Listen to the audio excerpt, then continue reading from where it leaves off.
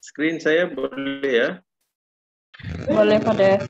Okey. Alright. Jadi boleh start. Jadi semalam dalam bab pertama, kita telah merenungkan apakah perubahan perutusan gereja yang dihendaki sekarang. Satu adalah gereja harus bergerak keluar. Kita tidak boleh berpegang kepada suatu gereja yang institusi sahaja.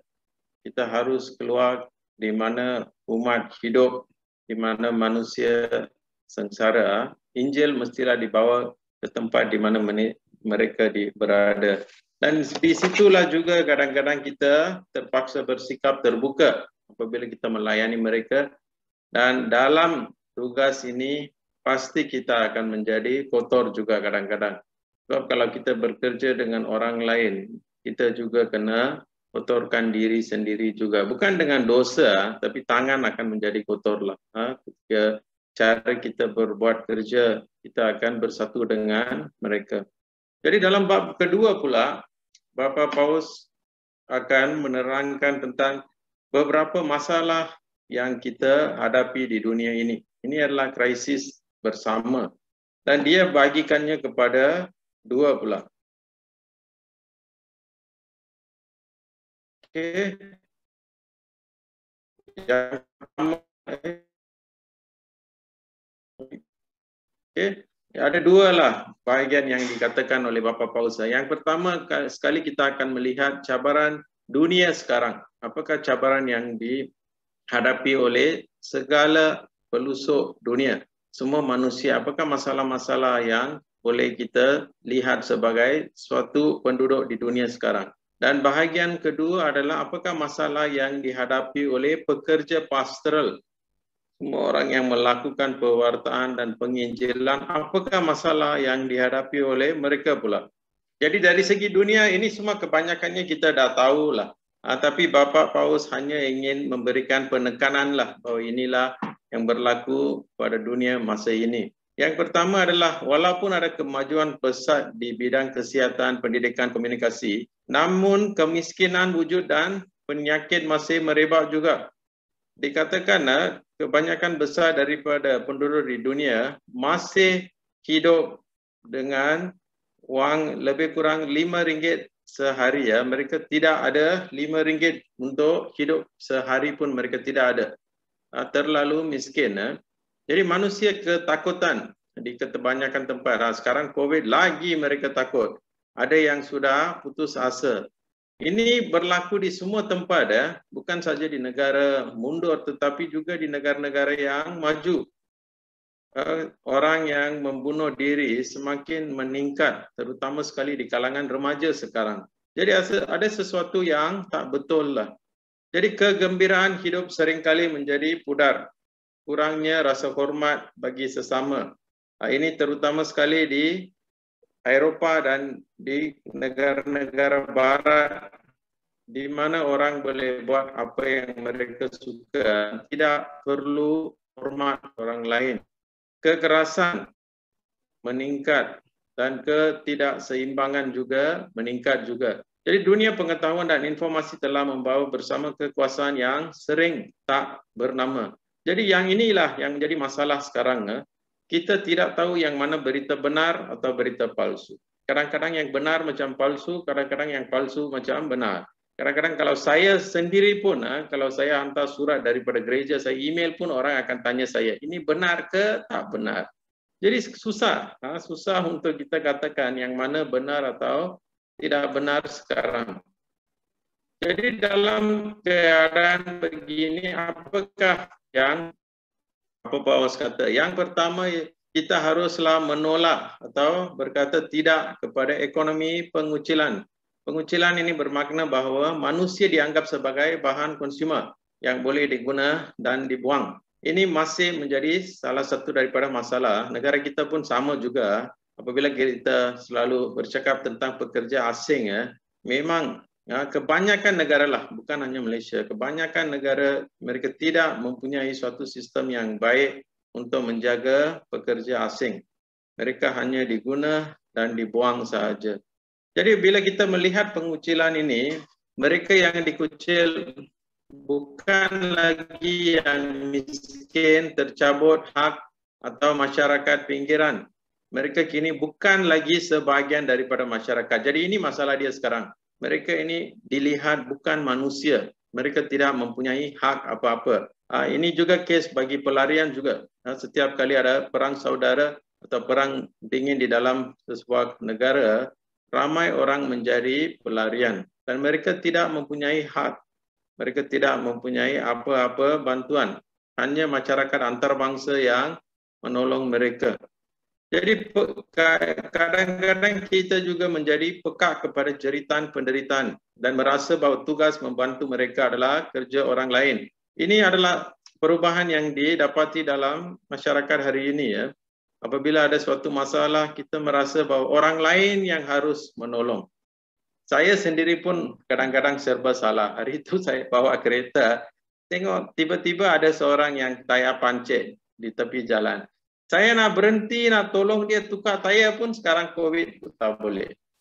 Jadi saya hanya berdoakan untuk kita berjalan saja. Tidak boleh. Sekarang banyak perkara yang biasanya kita buat, tapi sekarang kita kena berhati-hati. Orang pun kadang-kadang tak selesa.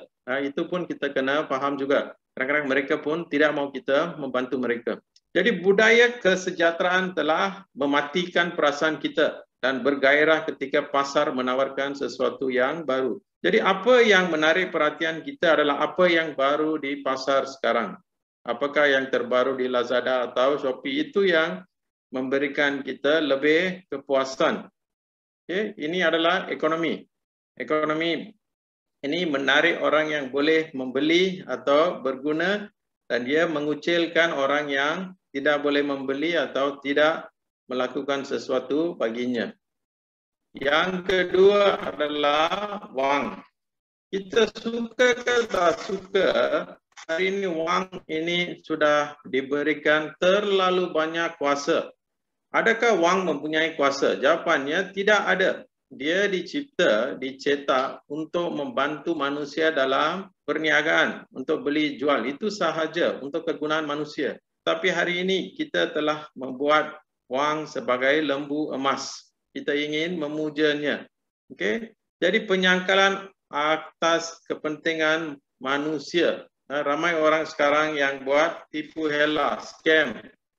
Selalu skim cepat kaya, berapa kali kerajaan memberitahu pun masih ramai yang menjadi mangsa kepada skim-skim ini. Jadi kita kena tahu mengapa tiba-tiba wang ini sudah menjadi sesuatu yang menarik perhatian semua orang. Mereka boleh menipu, mencuri, membunuh hanya untuk mendapatkan wang.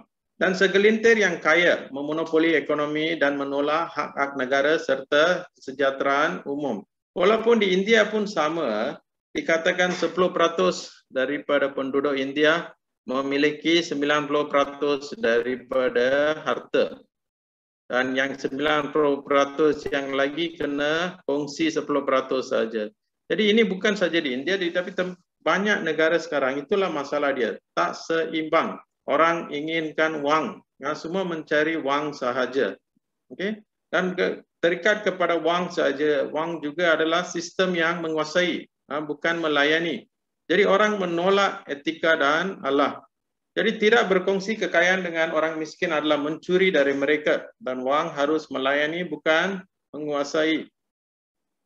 Dulu, masa saya kecil pun, kadang-kadang, masa saya pergi form 6 pun hanya RM1 saja sehari ya. Itu saja. Cukup tak cukup kena hidup dengan itu. Tapi hari ini kita tak cukup. Berapa banyak yang kita dapat pun masih tak cukup juga. Sebab itu, ini Thomas Aquinas. Ini orang ini, nama ini kamu mesti ingatlah, Thomas Aquinas. Sebab kebanyakan daripada ajaran teologi, moral, social gereja datang daripada Thomas Aquinas ini. Ini memang pandai. Okay? Dia akan mengajar, ini ajaran official lah ini. Dia akan berkata, seandainya seorang miskin tidak mampu membeli makanan, tidak dapat mendapat kerja, tidak mempunyai wang, dalam kelaparannya kalau dia pergi ke rumah jiran dan mencuri makanan untuk anak dan istrinya, ia bukan dosa. Tengok di sini ya, kita lihat kenapa dia kata tidak dosa. Sebab komuniti tidak membantu situasi si miskin itu. Keadaan dia lah yang memaksa dia untuk mencuri. Ini adalah kes-kes yang ekstrim lah, di mana seseorang boleh melakukan sesuatu dan walaupun ia pada mata dunia salah, mencuri itu salah, tetapi gereja melihatnya sebagai kurang adil. Tidak ada keadilan di situ. Apa yang sepatutnya menjadi hak orang miskin itu tidak diberikan kepadanya. Ini penting ya. Kita perlukan sistem yang dapat memberi pengagihan yang lebih baik. Okey. Dan juga Paulus kata kita harus menolak ketidaksetaraan yang membuahkan kekerasan. Okey. Jadi sehingga pengecualian dan ketidaksetaraan atau ketidaksamaan dihilangkan, sukar untuk menghapus kekerasan. Jadi ini adalah suatu yang tidak benar. Kaum miskin dituduh melakukan kekerasan. Tetapi tanpa peluang yang membantu, konflik dan peperangan akan tetap berlaku juga.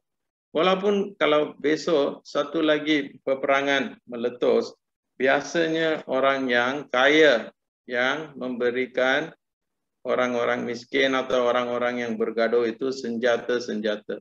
Nah, kita kadang-kadang lupa senjata itu datang dari mana. Bukan orang miskin masa dia tak ada kerja, dia pergi buat senjata.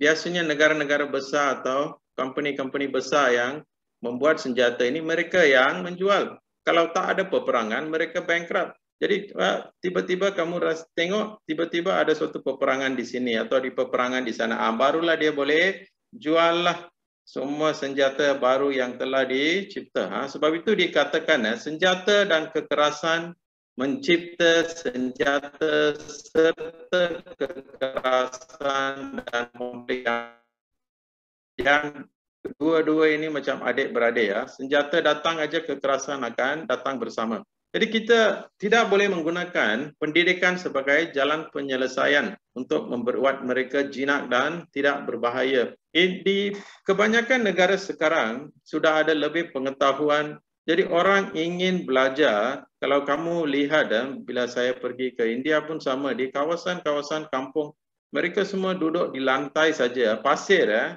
Mereka tidak ada lantai yang simen pun, pasir saja.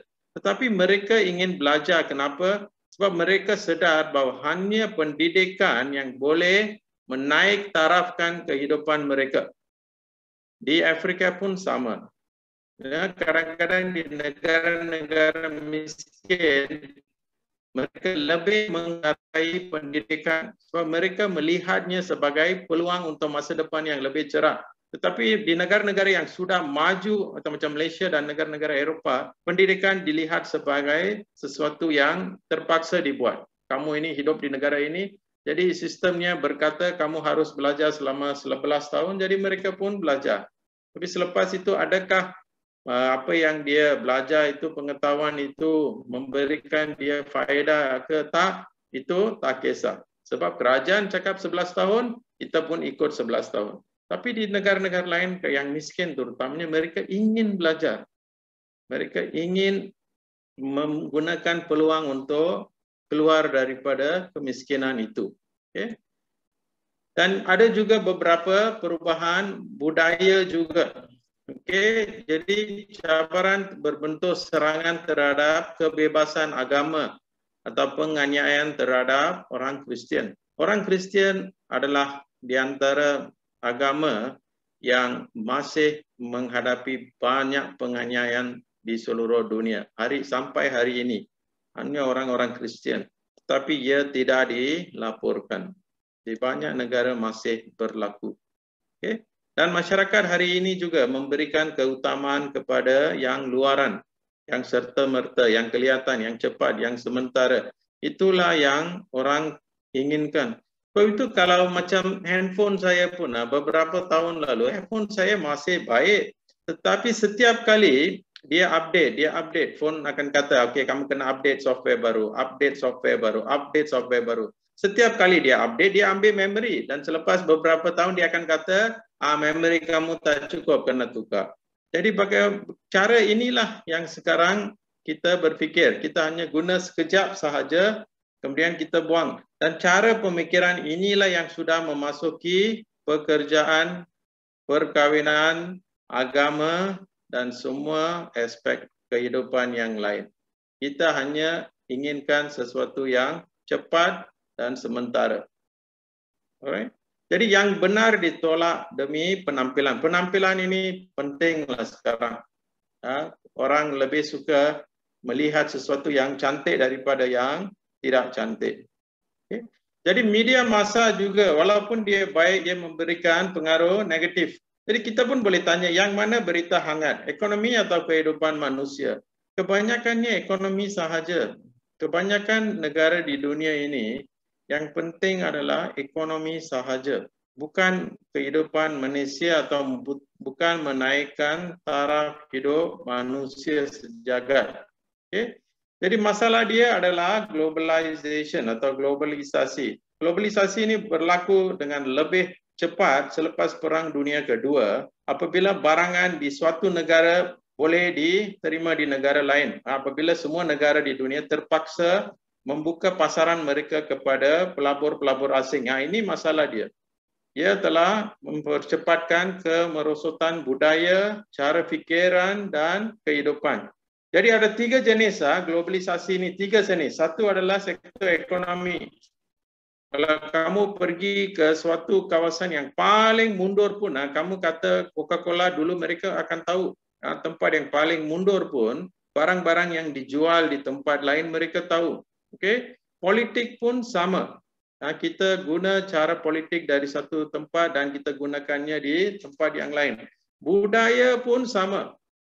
Jadi sekarang ini kamu lihat ramai orang, ini bukan hanya orang BM Group ke English Group, semua pun sama. Kita globalization, entertain pun penghiburan pun sama.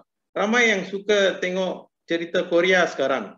Bahasa dia tak faham, semua tak faham, tapi apa yang menarik di sana, saya pun tak tahu. Tapi semua nak tengok Korea. Jadi sekarang makanan Korea pun dia nak, cara pakaian yang skirt pendek Korea pun dia nak, cara dia potong rambut pun dia nak, cara dia paint dia punya kuku ke dia punya rambut pun dia nak. Kenapa kita tertarik dengan sesuatu yang berlaku di negara lain, dengan budaya lain, dengan orang lain? Ini adalah globalisasi.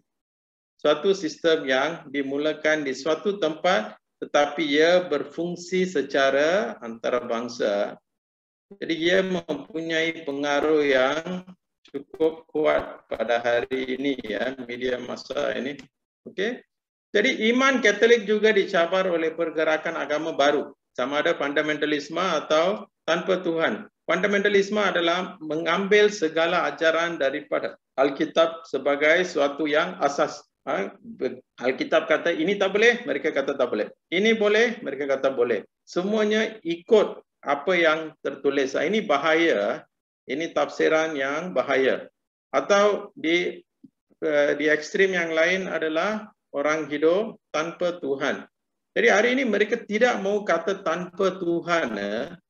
Mereka tidak mau kata tanpa Tuhan. Kalau kamu kata tanpa Tuhan, kamu akan cakap, ya memang ada Tuhan, tapi saya tidak mau Tuhan. Sekarang ini manusia tidak maukan konsep Tuhan itu ada di dalam dunia ini. Jadi mereka hanya ingin hidup mengikut suara hati atau mengikut kebaikan atau suka hati mereka. Tapi mereka tidak mau terikat dengan suatu kepercayaan atau agama. Okay? Dan masalah dia adalah kerana kurangnya rasa memiliki atau sense of belonging kepada gereja. Ini gereja pun bersalah juga. Salah satu sebabnya adalah struktur gereja. Terutama sekali di gereja-gereja, ini dalam bacaan atau dalam tulisan Santo Yakobus pun dia akan berkata, kalau orang kaya dengan orang miskin datang, siapa yang kita layan? Orang kaya. Jadi kadang-kadang struktur gereja ini baguslah untuk pentadbiran, struktur gereja memang yang terbaik di dunia lah.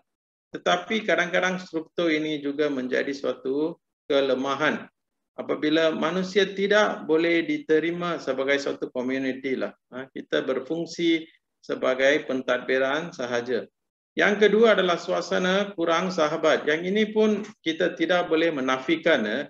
Kalau saya ini cakap Tamil atau cakap bahasa, kalau kita pergi ke suatu gereja, katakan misa Inggeris atau misa Cina atau misa bahasa lain, adakah kita akan diterima dengan mesra? Kadang-kadang kita orang akan pandang kita seperti kita sudah keluar dari zoo. Kenapa orang ini datang untuk misa ini? Semuanya hairan. Tapi mereka kadang-kadang tidak datang dan menjemput kita atau senyum. Nah, ini kurang saya tahulah. Okey. Yang ketiga adalah umat tidak mesra di gereja. Ini pun betul. Kadang-kadang kita lebih suka berkelompok. Mentaliti kita kelompok. Orang yang kita suka kita cakap. Orang yang kita tak suka, kita tak cakap. Dan yang keempat adalah apabila mereka merasa bahawa mereka tidak diterima. Ini pun memang betul. Kadang-kadang kalau pekerja asing, saya boleh, ini saya memang dalam pengalaman saya pun pernah saya lihat. Apabila pekerja asing datang untuk apa-apa perayaan, mereka selalu asingkan diri. Kalau ada makanan pun, mereka yang terakhir akan datang dan makan. Sebab mereka takut orang akan menghalau mereka. Jadi ini semua berlaku di gereja. Gereja yang kita sayangi, gereja yang kita luhurkan itu. Semua masalah ini berlaku di gereja, bukan di luar gereja. Okay? Jadi proses sekularisme cenderung untuk mengurangkan iman dan gereja menjadi sesuatu yang peribadi dan perseorangan. Jadi gereja pada secara awal gereja, kita ini hidup sebagai community. Orang sanggup berkongsi. Orang tidak tamak, tapi memang ada yang tamak lah. Tetapi kebaikan dia adalah ramai orang percaya bahawa sistem berkongsi atau persahabatan ini adalah bagus untuk gereja. Tapi sekarang apabila sekularisme datang, sekularisme ini berkembang dengan cepat selepas kurun ke-18, selepas revolusi di Perancis, French Revolution. Di situlah pemisahan kerajaan atau pentadbiran daripada agama berlaku secara radikal, terlalu radikal. Lepas itu banyak padri dan sister brother semua ditangkap dan dibunuh. Banyak yang telah dilakukan terhadap gereja. Gereja kehilangan segala kuasa. Semuanya adalah kita hidup tanpa gereja atau agama. Jadi penolakan rohaniwan telah menimbulkan kemerosotan etika atau moral. Ia telah melemahkan dosa peribadi dan kolektif, serta relativisme yang semakin meningkat. Jadi hari ini pun ramai orang merasa tak ada dosa di dunia ini. Kita boleh hidup sesuka hati. Kita boleh buat apa yang kita nak. Sebab itu dua orang kalau mencuri pun mereka merasa tak salah. Hari ini pun ada orang yang datang berjumpa dengan saya lah. Dia berkata, kenapa ramai orang datang ke gereja? Gereja pun dia nak curi. Saya kata ya, sebab dia tahu gereja ada wang. Dan wang ini kepunyaan Tuhan. Dan Tuhan tidak menggunakan wang. Jadi kenapa nak simpan wang yang tidak digunakan? Jadi saya tolong Tuhan untuk menggunakan wang gereja. Hairan, sungguh aneh sungguh bagaimana manusia berfikir sekarang. Mencuri itu tidak salah walaupun di rumah Tuhan. Itulah relativisme itu. Relativism ini. Semuanya tidak mempunyai hakikat atau kebenaran. Ia boleh berubah. Hari ini saya boleh cakap A, besok saya boleh cakap B. Tak payah terikat dengan sesuatu pun. Okey. Dan meskipun sekularisme gereja Katolik masih dianggap boleh dipercayai menurut pendapat umum dalam isu solidariti dan membantu orang. Jadi gereja, ramai orang masih mempercayai gereja lah.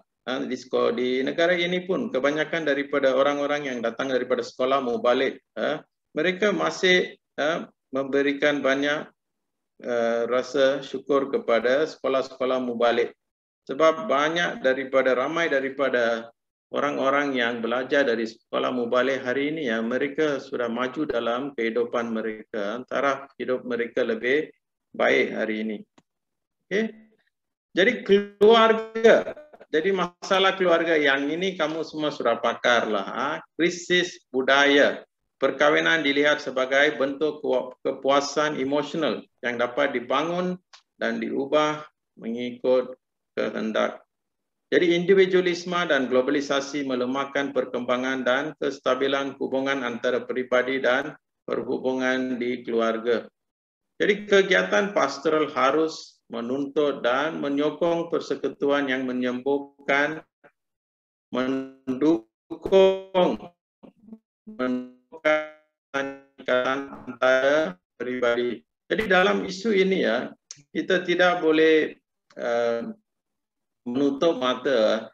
Dalam isu perkahwinan ini, kahwin sejenis ini sekarang sudah menjadi suatu masalah yang besar. Jadi kita tidak boleh menafikan perkahwinan sejenis ini adalah suatu masalah di negara ini. Tapi tiada orang yang ingin bercakap tentangnya. Kadang-kadang kita tahu anak-anak sendiri pun mereka suka budak yang sama jenis. Dulu mereka akan berkata, kalau anak kamu lelaki masuk ke dalam bilik dengan seorang perempuan, kita rasa takut. Tapi hari ini, kalau lelaki dan lelaki masuk bilik atau perempuan dengan lelaki masuk bilik pun orang rasa takut juga.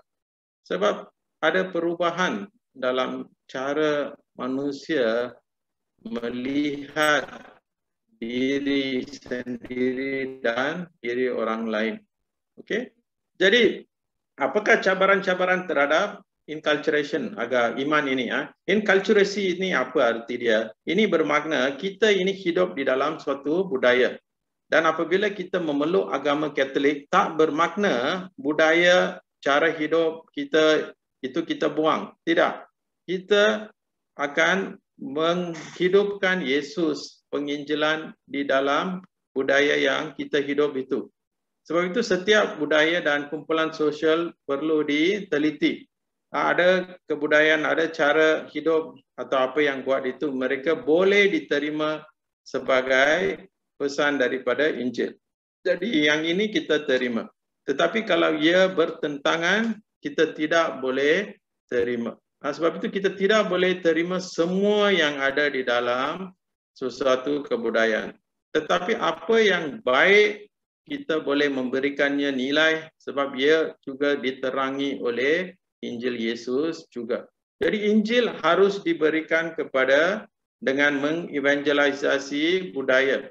Jadi kita harus memasuki suatu budaya dulu dan membawa Injil ke sana. Jangan kita masuk ke tempat dan berkata, cara kamu duduk tak boleh, rumah macam ini tak boleh, kalau gereja mesti ikut cara orang Eropah, makanan mesti macam ini. Jadi apabila kita membawa masuk budaya orang lain ke dalam suatu budaya yang sudah kukuh, Injil tidak akan diterima. Orang tidak akan terima. Masalah inilah yang dihadapi oleh gereja di India dan China. Sampai sekarang, mereka melihat agama Katolik atau Kristian sebagai bangsa asing yang ingin menakluki mereka. Sampai sekarang. Sebab itulah yang kita kadang-kadang menggambarkan kepada mereka. India dan China masih ya. Sebab kita tidak pergi ke sana dan membuat pemahaman budaya yang baik dan cuba membantu orang untuk menikmati kehadiran Yesus di kalangan mereka. Yesus sudah ada dengan manusia di seluruh dunia sebelum Injil dia sampai ya. Sebab itu kita tidak boleh kata Injil belum sampai. Mereka sudah ada. Yang perbezaan dia adalah mereka belum mengenali bahawa cara hidup mereka adalah cara hidup yang dihendaki di dalam Injil. Itu saja. Okey. Jadi pada hari ini ya, masalah yang lain adalah ibu bapa sendiri tidak yakin dengan iman. Anak tidak dibaptis, iman tidak diajar, ada yang memeluk agama lain.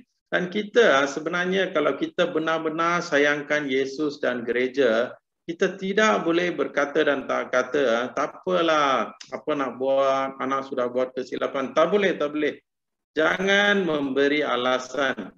Kalau ia adalah suatu kesilapan, kita mesti mengakui ya memanglah apa yang anak saya buat itu salah. Jadi apabila dia datang, kita memang sayang dia. Tetapi kita harus tahu, Yesus menyayangi pendosa, bukan dosa. Jadi kita juga harus menyayangi pendosa, bukan perbuatan mereka. Jangan kita terima dan kata, tak apalah, semua orang pun berdosa. Tidak boleh buat macam itu. Kita harus kadang-kadang membuat keputusan yang keras jugalah. Okay? Sebab tahun lalu pun bila saya ada di sini, memalukan. Bila pergi untuk komuni pertama, ini budak-budak dari darjah 4 tahu. Ada yang masih tak tahu bagaimana nak buat tanda salib pun dia tak tahu. Saya tahulah mungkin dia tengok saya macam tengok hantu jadi dia sudah takut sikitlah, itu saya fahamlah. Tetapi bagaimana tak tahu nak letak tanda salib. Selepas itu saya cakap bapa kami pun, dia cakap mak kami saja. Bapa kami tak ada, mak kami saja yang ada. Semua dua pun dia tak tahu. Jadi bagaimana kita boleh berkata bahawa orang ini boleh diberi komuni bila semua yang dasar pun tidak tahu. Jadi pada masa COVID ini ya, sebenarnya gereja terpaksa bergantung sepenuhnya kepada ibu bapa. Kalau ibu bapa ajar anak mereka tentang iman, tentang Alkitab, syukur kepada Tuhan. Kalau dia tak ajar, kita tak boleh berbuat banyak perkara lah. Online pun susah juga. Hanya ibu bapa yang harus memainkan peranan mereka dengan lebih serius lah pada hari ini. Okey. Jadi punca masalah keimanan keluarga. Apakah yang ini ya? Yang pertama adalah kekurangan dialog. Kebanyakan keluarga hari ini tidak bercakap dengan satu sama lain. Jarang mereka makan bersama juga. Okey, itu masalah pertama. Yang kedua adalah media sosial. Media sosial ini sekarang sudah memasuki seluruh pelosok dunia. Kamu tidak boleh mengatakan saya tidak tahu. Yang masalah dia, adakah kita menggunakannya dengan lebih atau kurang. Yang ketiga adalah subjektisme. Subjektisme semuanya adalah terpulang kepada saya. Cara saya melihat, cara saya berfikir, itulah yang menentukan apa yang saya nak. Konsumerisme, pengguna. Ada keluarga, rumah baik pun dia akan jual dan beli rumah baru. Kereta masih baik, jual beli baru. Sikap pengguna yang tidak pandai ini. Yang keempat juga, yang seterusnya adalah kurangnya perhatian pastoral di kalangan orang miskin. Ini betul juga.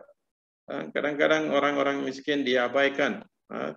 Kegagalan institusi gereja untuk bersikap terbuka. Nah, inilah yang asyik diulangi oleh Bapa Paus. Kita harus bersikap terbuka. Dan susah untuk kembalikan kesetiaan mistik iman di kalangan pluralisme agama.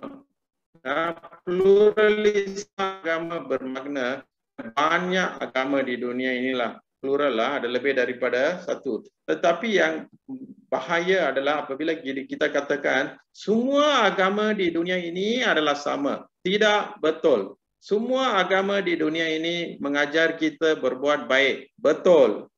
Semua agama di dunia ini adalah sama. Tidak betul. Sebab hanya Yesus, Putra Allah yang menjadi manusia untuk menyelamat seluruh manusia. Hanya Yesus sahaja. Orang-orang lain, mereka mempunyai kepercayaan yang berbeza. Tapi hanya kita yang percaya bahawa Tuhan sendiri yang menjadi manusia. Itulah perbezaan yang besar lah di antara kita dan orang lain. Tapi semuanya mempunyai kebaikan, tapi tidak sama. Okay. Jadi ini apakah cabaran daripada budaya bandar pula?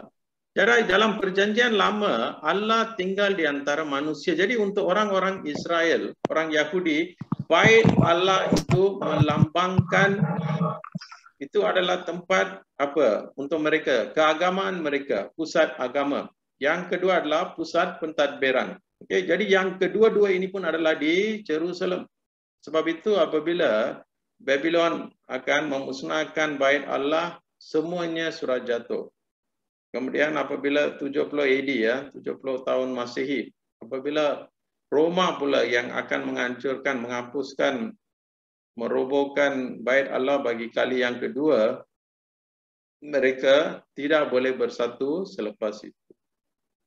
Okay, jadi untuk mereka Allah memang ada di antara manusia dan bait Allah adalah simbol kehadiran Tuhan. Jadi budaya kehidupan yang merupakan perjuangan untuk hidup di bandar asyik, mencabar dan berubah. Ini memang betul ya. Kalau kita pun, kalau kamu, saya rasa kamu semua akan setuju dengan saya lah. Bila kamu hidup di Sabah atau di Sarawak atau di tempat yang agak jauh daripada bandaraya, mungkin tidak ada banyak barang atau bandar atau perkara yang kamu boleh buat. Tetapi kurang cabaran sebab kos hidupan itu rendah. Tapi di bandar atau bandaraya susah. Kalau hari ini kamu macam di Kuala Lumpur, kalau kamu dapat 5,000 sebulan pun tak pasti cukup ke tak. Sebab kos perbelanjaan sudah naik. Jadi kota menyediakan pelbagai peluang yang tak terbatas. Tetapi ia juga tempat rintangan untuk pengembangan penuh hidup mereka. Jadi hanya orang yang memberikan keutamaan kepada Tuhan, yang bekerja keras dan hidup dengan sederhana boleh menikmati kepuasan di bandar atau bandaraya. Kalau tidak, tidak boleh. Okay? Jadi di bandar atau di kota juga terjadi pemerdagangan manusia, human trafficking, masalah dadah, penganiayaan, eksploitasi anak-anak, pengabaian orang tua dan sakit, rasuah dan kegiatan jenayah secara berleluasa. Semuanya ini berlaku biasanya lah dengan lebih di kota. Ini tak bermakna di kampung tak ada jenayah. Memang adalah, tapi di kota lebih banyak lagi. Okay? Jadi itulah masalah-masalah yang dihadapi oleh dunia kini. Masalah dari segi ekonomi, dari segi agama, dari segi keluarga, dari segi perkahwinan, masalah daripada social media, globalisasi, dan juga masalah individualisme, di mana kita memberi terlalu banyak kepentingan kepada individu. Saya boleh buat apa yang saya nak.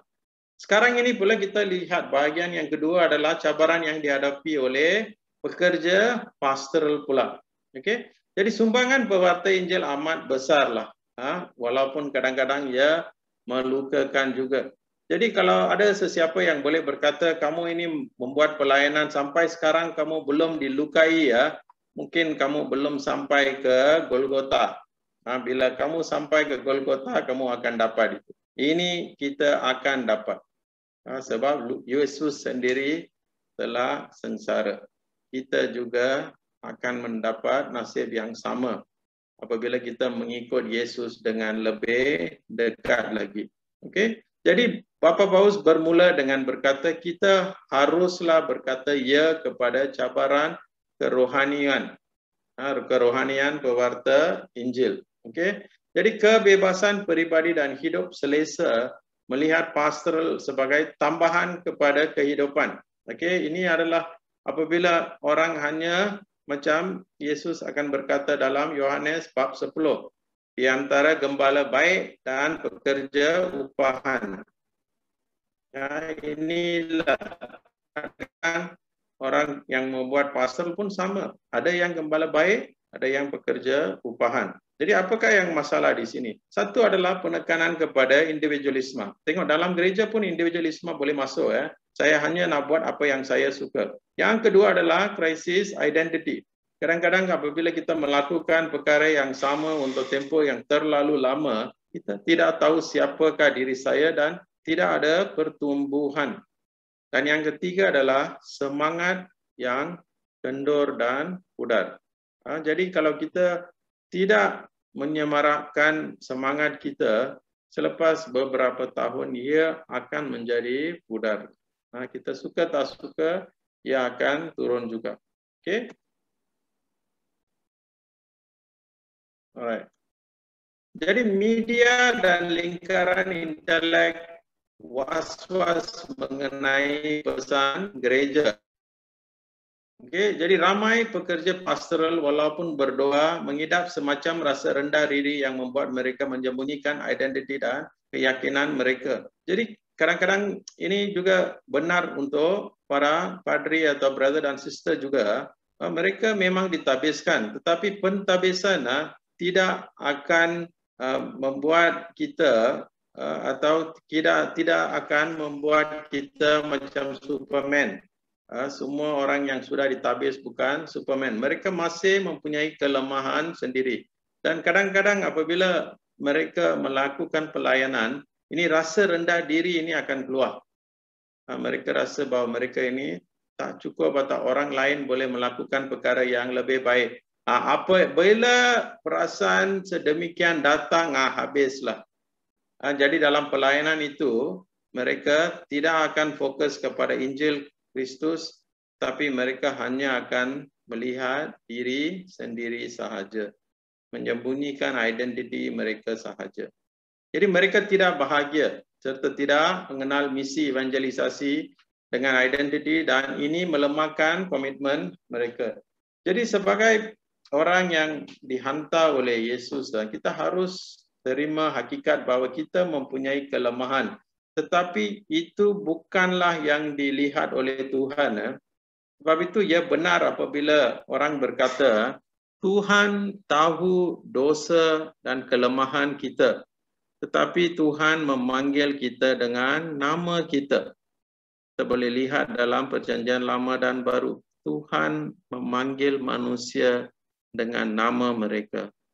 Tetapi syaitan tahu nama kita, tetapi ia lebih suka memanggil kita dengan dosa kita pula. Dia akan memberi tumpuan kepada dosa kita. Sebab itu hantu atau syaitan ini pandai untuk memperdayakan kita. Dia akan menunjukkan seolah-olah kita sebenarnya buat sesuatu yang baik, tetapi ia sebenarnya membuat kita hanya jatuh ke dalam dosa yang lebih besar. Jadi inilah cara Tuhan dan syaitan atau iblis memandang kita. Seorang melihat nama kita, seorang melihat dosa kita pula. Okay? Jadi tidak, ini Bapak Paulus kata kita harus menolak sikap mementingkan diri dan kemalasan rohani. Jadi ramai umat ini betul takut dan tidak mau berkorban masa. Ini saya setuju 120%. Sebab kalau nak cari orang untuk menjadi katekis ke, untuk pelayan komuni ke, apa pun orang rasa takut, tak mau datang ke depan, susah. Mereka sanggup berkorban masa untuk perkara lain, tetapi untuk melibatkan diri dalam gereja mereka rasa takut. Okay? Ini mungkin kerana kekurangan motivasi dan kerohanian. Ini saya bersetuju. Kadang-kadang kita ini asyik memandang kesilapan, kelemahan orang. Tapi kita tidak pandai untuk daya tarik dan motivasi orang. Semua orang mempunyai keyakinan. Di antara beribu-ribu orang di Malaysia, hanya kamu lebih kurang 100 orang yang mendengar Evangeline Gaudium ini pada hari ini.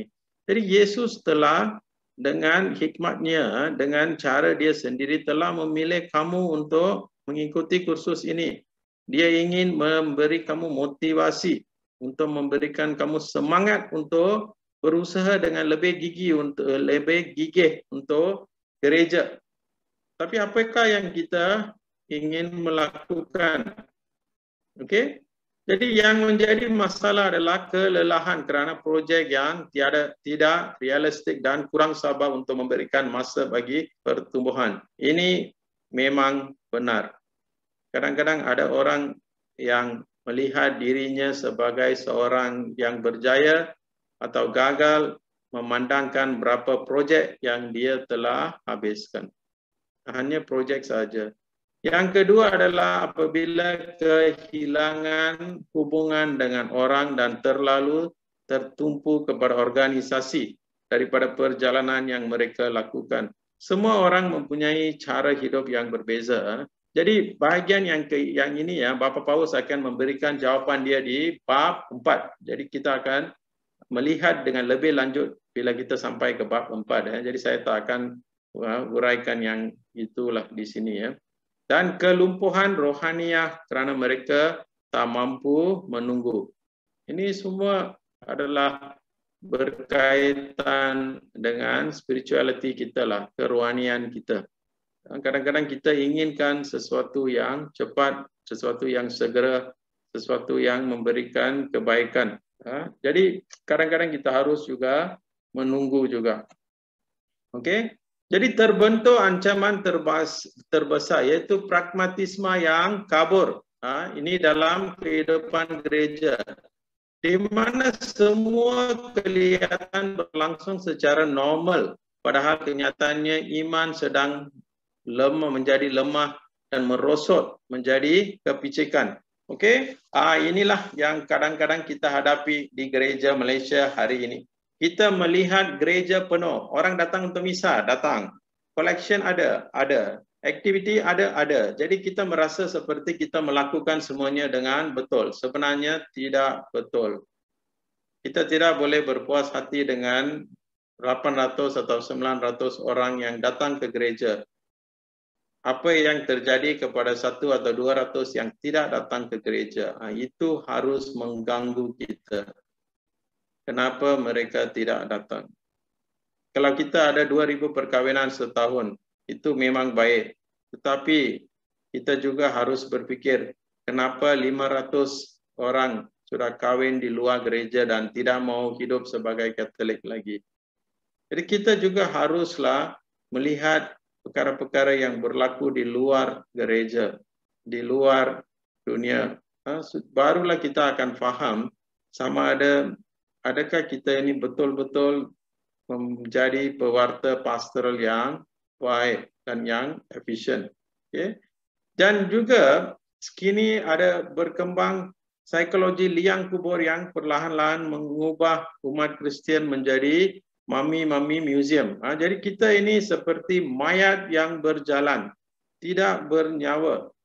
Apa-apa gereja nak kita akan bagi. Tetapi lebih daripada itu, kita takut untuk membuat sesuatu yang mencabar. Sampai sekarang saya masih tertarik lah. Ini betul lah, ini cerita benar lah, ini kisah benar lah. Berlaku di salah satu daripada paroki. Lebih kurang 10 tahun dahulu lah. Bila saya pergi ke sana, mereka ada bercakap dengan, datang berjumpa saya. Ada seorang pekerja Indonesia lah, Katolik. Dia sudah ikut gereja lain, yang Kristian juga lah, gereja lain pula. Dan semua orang-orang Indonesia Katolik ini dia tangkap orang itu dan dia bawa kepada kita di gereja dan dia berkata, Father, kamu kena doakan untuk orang ini. Dia sudah kena rasuk. Dia sudah tinggalkan gereja Katolik. Dia pergi dan dia menjadi ahli di gereja lain. Tidak boleh buat begitu, Father. Dia ini orang Katolik. Dan saya rasa, wah, ini orang, kita rasa ini pekerja asing. Mereka hanya datang ke sini kerja, cari wang, kemudian balik. Tetapi tengok, mereka masih melihat seorang Katolik itu sebagai Katolik. Ini sikap ini saya jarang lihat di bandar-bandar besar atau di kalangan orang lain. Kita rasa tak apalah asalkan dia bahagia, okey. Sebab itu ini sesuatu yang berbahaya apabila kita membenarkan diri kita menjadi mami-mami museum. Kita ini tak nak buat apa-apalah. Asalkan tak ada orang yang kacau kita, kita bersuka hati. Okey. Jadi ada juga orang yang kecewa dengan gereja dan diri mereka sendiri. Mereka mengalami godaan untuk melekat kepada kemurungan dan kekurangan harapan yang mencengkam hati. Salah satu daripada penyakit yang akan menjejaskan ramai orang dalam tahun-tahun yang akan datang adalah kemurungan, depression. Ramai orang akan rasa bahawa mereka ini tidak mempunyai harapan. Mereka tidak boleh melakukan sesuatu. Semuanya ini adalah hasil daripada cara ibu bapa membesarkan mereka juga adalah. Kadang-kadang kekurangan kasih sayang. Kadang-kadang sebab mereka ini kekurangan disiplin. Ramai anak-anak sekarang kekurangan vitamin D. Vitamin yang lain dia ada, vitamin D dia tak ada. Disiplin. Kadang-kadang anak-anak kita harus bercakap, tidak boleh. Kita harus tunjukkan jalan kesusahan sedikit kepada mereka. Kalau kita berfikir, saya mempunyai banyak kesusahan dalam kehidupan, jadi saya tidak mau anak saya susah juga, itu memang bagus. Tetapi disiplin itu lebih bagus. Hanya melalui kesusahan, kita belajar erti kehidupan. Tanpa kesusahan kadang-kadang, kita tidak akan menghayati atau bersyukur untuk apa yang kita ada bersama kita. Okey. Jadi selepas itu adalah tidak kepada pesimisme yang mandul. Jadi sukacita Injil adalah sesuatu yang tidak boleh dirampas daripada kita oleh siapapun. Ini betul apa yang Yesus telah berikan kepada kita adalah hadiah kita. Tak ada siapa yang boleh mengambilnya. Tapi walaupun mempunyai kelemahan gereja, tapi kita juga haruslah melihat bahawa Roh Kudus memang wujud. Dia memang beraksi di tengah-tengah kegelapan. Jadi iman kita dicabar untuk mengenal dan membezakan bagaimana air diubah menjadi anggur dan bagaimana gandum boleh tumbuh di tengah-tengah lalang. Jadi inilah fungsi seorang Kristian di dunia ini. Kita cuba untuk mengubah sesuatu keadaan yang buruk dan kita cuba melihat kebaikan di kalangan kejahatan. Okay? Jadi telah juga muncul hari ini gurun kerana rohani yang membangun tanpa Allah atau hilang akar-akar Kristian. Jadi dunia Kristian sekarang ini sudah menjadi mandul lah. Di kebanyakan tempat, gereja-gereja besar di Eropah, di Australia semua, mereka hanya macam bangunan yang cantik yang dibina oleh manusia untuk kemegahan Tuhan. Tetapi manusia tidak berada di situ untuk bersyukur kepada Tuhan. Manusia tidak ada, hanya bangunan yang ada. Jadi orang Kristian tidak dapat mengamalkan iman mereka kerana penganiayaan. Banyak tempat juga ada penganiayaan. Jadi di gurun adalah tempat kita menemukan kembali nilai dasar untuk hidup yang sering diungkapkan secara implisit atau negatif. Kita belajar tentang kehausan akan Allah dan makna kehidupan. Jadi gurun ini bukan di Sahara. Gurun adalah apabila kita melalui tempoh yang cukup mencabar. Apabila kita hidup dengan cabaran, masa itulah kita sebenarnya menghadapi suatu kebolehan untuk mendekati Allah dengan lebih dekat lagi. Okay, jadi di gurun orang beriman menjadi pembawa tempayan dengan contoh hidup mereka. Mereka menunjukkan jalan menuju tanah perjanjian dan membangkitkan harapan. Jadi semuanya ini hanya boleh dilakukan oleh seorang yang percaya kepada sabda Tuhan. Kalau tidak percaya, ia tak akan membantu. Banyak perkara yang kita boleh tahu, kita boleh hafal. Tetapi hanya kalau kita percaya, mukjizat akan berlaku. Okay. Jadi Bapa Paus juga berkata kita haruslah bersikap terbuka kepada hubungan-hubungan baru yang dibawa oleh Kristus. Jadi hari ini sistem komunikasi moden ini membolehkan kita bertemu dan solidariti dengan semua orang. Sekarang ini kita selalu ada online. Online doa ke online misa ke semuanya online. Kita boleh bertemu dan berdoa dengan orang di seluruh dunia.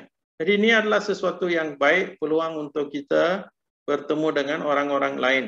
Jadi cita-cita Kristiani ini mengajak kita untuk mengatasi segala yang menjadi benteng dalam tugas peninjilan.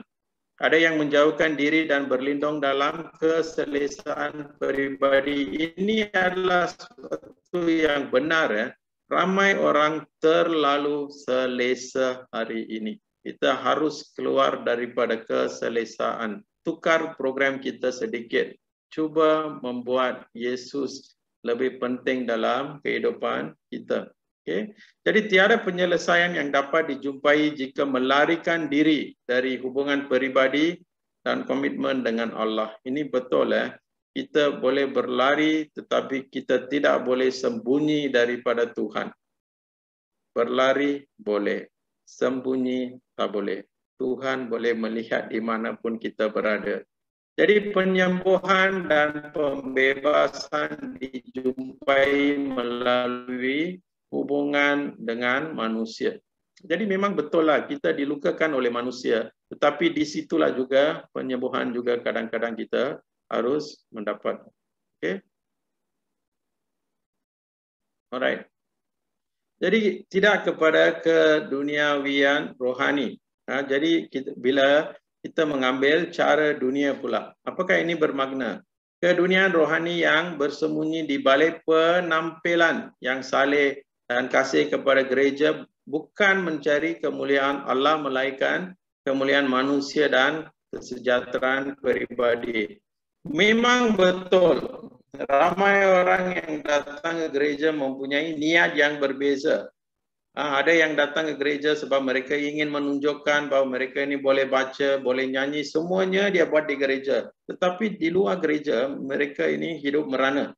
Cara hidup mereka adalah bercanggah daripada apa yang mereka merayakan di dalam gereja.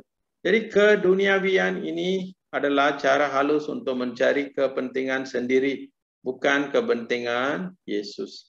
Jadi sikap ini mengambil banyak bentuk tergantung kepada sifat peribadi dan keadaan-keadaan yang diserapinya. Okey. Jadi keduniaan ini dipupuk oleh dua cara. Jadi Papa Paus akan berkata ini dua ini penting Ini Gnostisisme. Gnostisisme adalah salah satu daripada heresi atau ajaran palsu yang wujud semenjak penubuhan gereja. Semasa Injil Yohanes ditulis pun Gnostisisme sudah ada.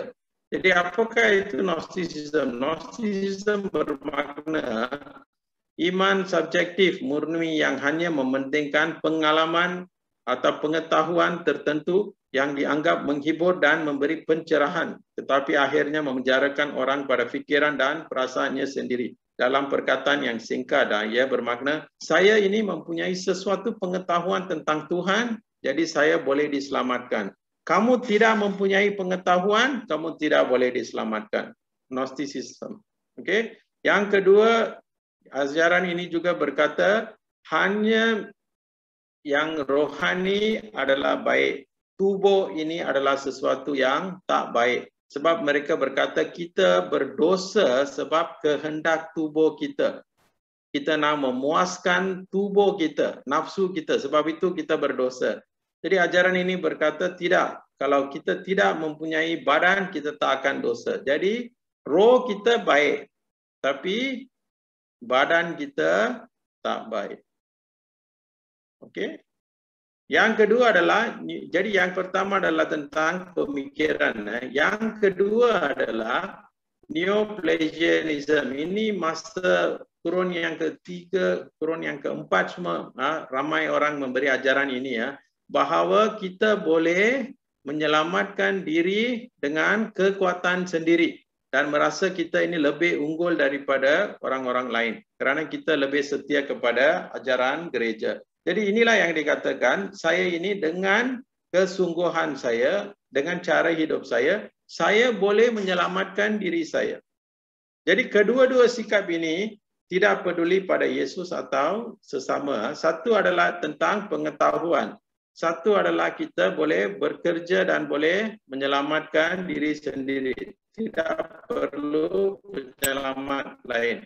Okey? Jadi keduniawian ini mempunyai kepuraan untuk menguasai gereja juga. Jadi cara pemikiran gereja, kita suka ke tak suka, sekarang ini sudah memasuki gereja, macam memberikan perhatian yang berlebihan kepada liturgi. Ada yang terlalu fokus kepada liturgi. Kalau lilin padam, mesti nak pergi dan nyalakan lilin. Kalau tidak, mereka tidak boleh tidur. Kerana lilin mana boleh masa misa lilin sudah terpadam. Yesus tidak boleh melihat kita. Ada yang terlalu kepada liturgi atau dogma. Dogma adalah ajaran-ajaran gereja. Ajaran-ajaran ini adalah datang daripada gereja, bukan daripada Yesus. Mereka mengambil pesan Injil. Jadi apa yang diajar oleh gereja haruslah berlandaskan kepada ajaran Yesus sendiri. Tidak boleh sebaliknya. Okay? Jadi ada yang bersembunyi di sebalik pencapaian politik atau sosial atau menunjukkan dirinya sebagai terlalu terlibat dalam isu sosial. Ini pun bahaya juga. Kita ini pewarta Injil, bukan pekerja sosial. Kita harus ingat. Ya memang apabila kita membuat pekerjaan pewartaan, kadang-kadang kita membantu orang miskin juga, betul. Kita membantu orang, itu semua betul. Tetapi bukan itu sahaja. Yang penting adalah dalam setiap pewartaan Injil, Yesus mesti diberikan kepada orang lain. Kalau kita membantu orang miskin untuk 20 tahun, itu hanya kerja sosial sahaja, bukan penginjilan. Penginjilan adalah apabila kita memberikan mereka bantuan, kita berikan mereka Yesus secara terbuka atau tersirat. Jadi pentadbiran dengan statistik atau program yang baik di mana penerima manfaatnya bukan umat Allah tetapi gereja sebagai institusi. Jadi semua program yang dikatakan terlalu baiklah, berjaya, kadang-kadang dia bukan tentang Allah, dia sebenarnya tentang gereja saja. Memang baik, tapi kadang-kadang kita akan berhenti di sana. Itu yang tidak baik. Jadi cara berfikiran demikian, menumbuhkan kesombongan pada mereka yang puas memiliki sedikit kuasa. Ini masih adalah. Kadang-kadang kamu nak tengok orang itu baik ke tak baik, berikan dia kuasa, berikan dia wang. Kamu boleh lihat orang yang sebenar.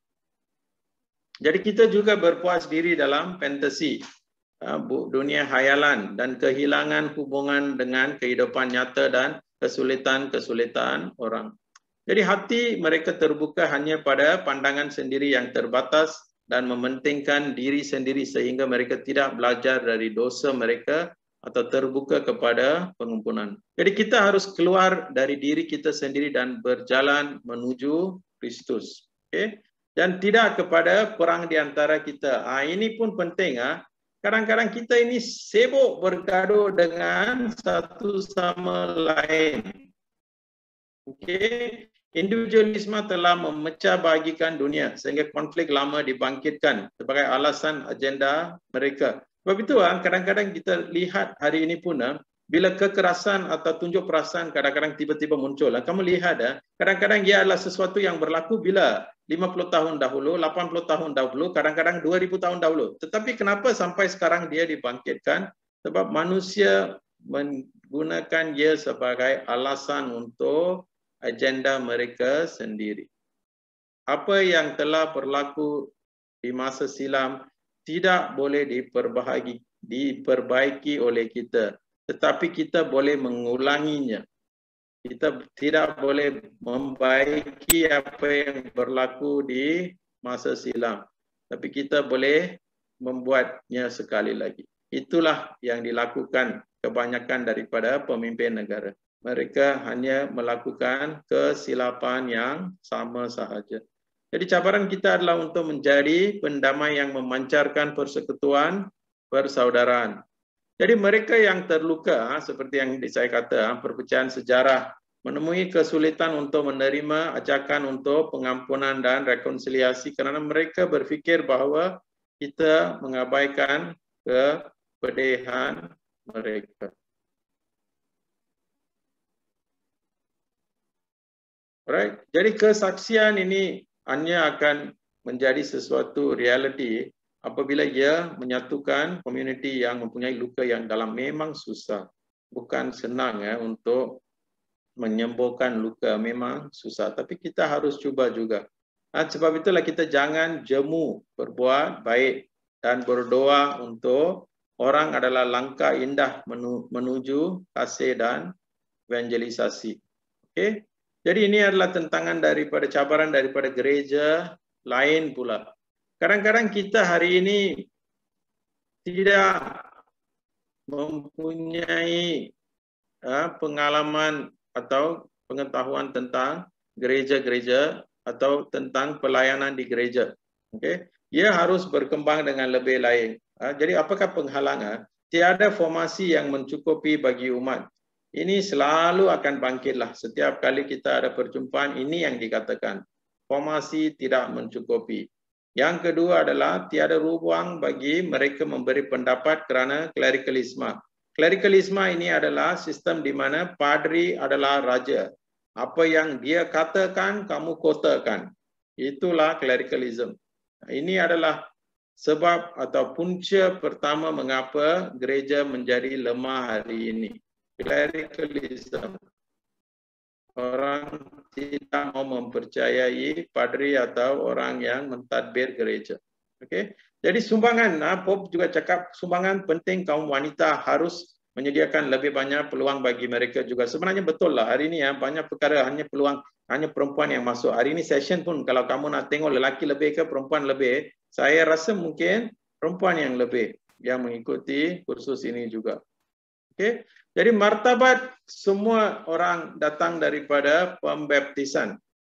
Di situlah permulanya hubungan rasmi kita dengan Allah. Jadi keperluan kaum muda harus diberikan perhatian. Jadi soalan luka dan kekeliruan mereka harus dijawab. Jadi ada kemajuan di dua bidang. Mana itu? Kesedaran bahawa seluruh komuniti dipanggil untuk mendidik dan mewartakan Injil kepada kaum muda. Memang ada kemajuan di sini. Yang kedua adalah keperluan yang mendesak bagi kaum muda memainkan peranan yang lebih besar lagi. Okey.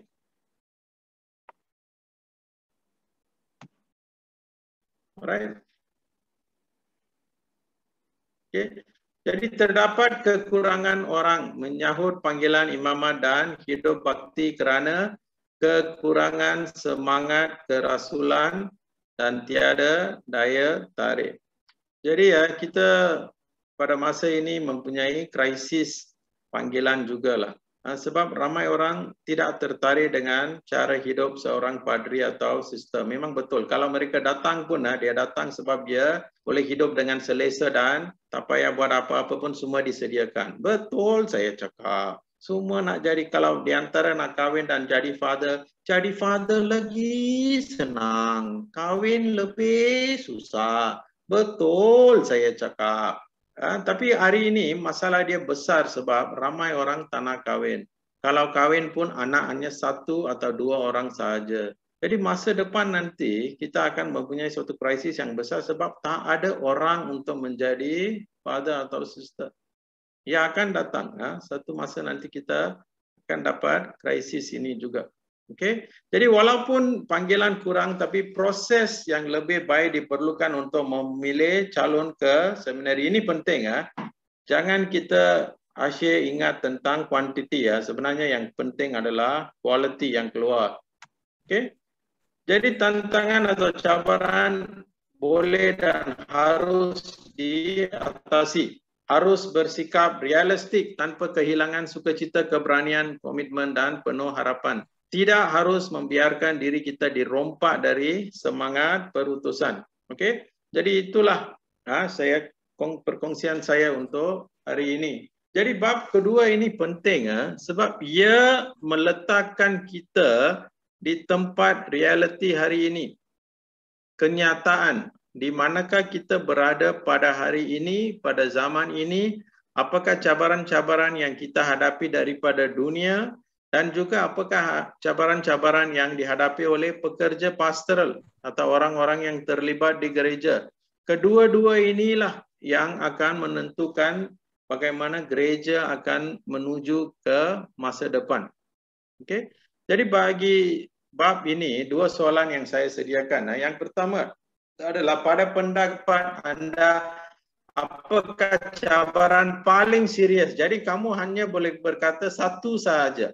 Saya tahulah mungkin kamu ada 5 ke 6. Tanah yang paling mencabar, paling serius untuk kamu. yang dihadapi oleh gereja hari ini? Okey, apakah cabaran paling serius? Hanya satu sahaja. Dan yang kedua adalah apakah langkah yang boleh diambil untuk melindungi diri daripada ancaman luar?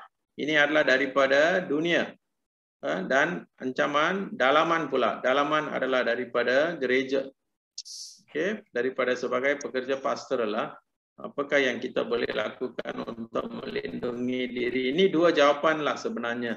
Ancaman luar dan ancaman dalam. Okey. Jadi terima kasih. Jadi sekarang ini kamu ada berapa? 20 minit. Jadi sister, kamu